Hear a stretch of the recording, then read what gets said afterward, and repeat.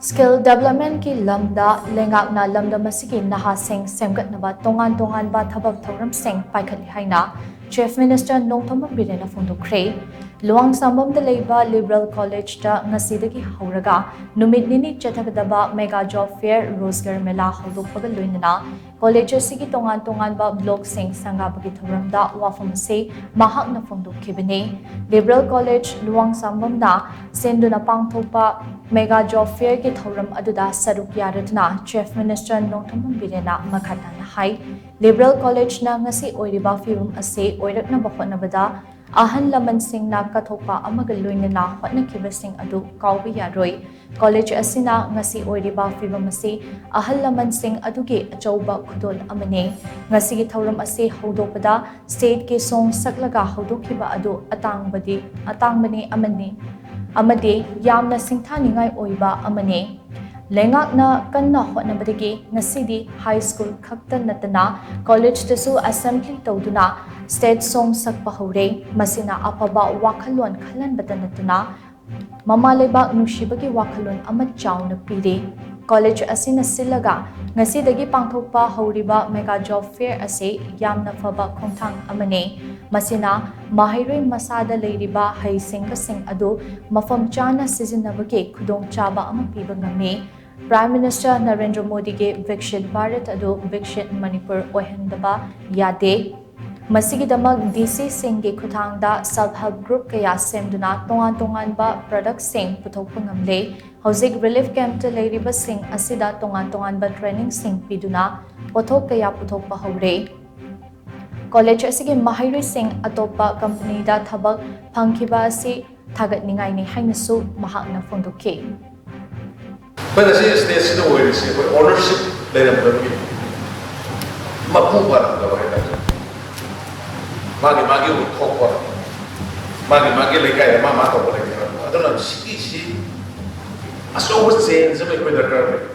must the youth shingi a chower or something maybe she the lady potential resource man said I quite a patana exporting data that he the Manipur the thuna by developed over developed over shing that around 4,000 women try fight in Makara. Maybe shing 40,000 try fight forest in Makara. Oh, in asigi food processing, but in a preaching.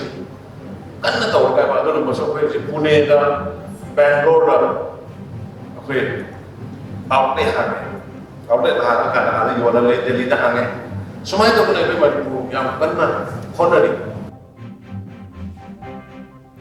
Education Minister T.H. Basantakumar, Health and Family Welfare Minister Dr. S. Ranjan Yauna pangtokhiba thawramaduda Chief Minister Nongthombam Biren College asige Administrative Block sangabagi loinana OBC Girls Hostel amati Classroom A gi building so miyamda khusinakhi numit nini chathagadaba mela asida tongan ba company kunhumdoi romna saruk yari Chief Minister Nongthombam Biren makhatana hai state asigi miyam yaifana bathabak thouram kaya tauna hojik thokliba issue asisu thengnadaba yade haiduna akanba mongda changsili pumnamak asi ngasi amasong tungi mirol gidamakne leingaknasu hiram ase yamna hakchin lawi safe amadi secure oiba punsi ama ngasi amadi tungi mirolda leingak asina soidana pigane masigi damak aikhoi punna hotnaminaba changi haina mahakna makataki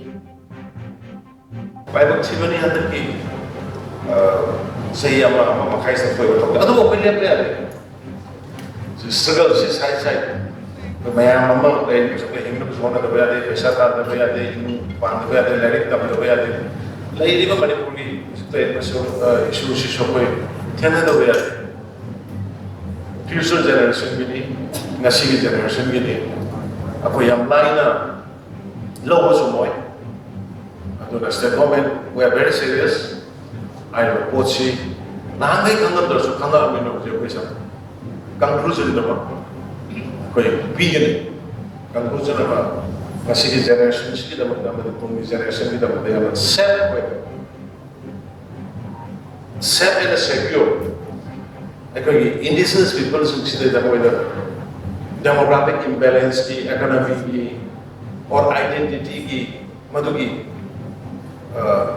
aki balai jabo. Adu yam sad and secure state community ma, where the government se koi gar sing mirror no ekoi kita. Sarkar kata kita nate.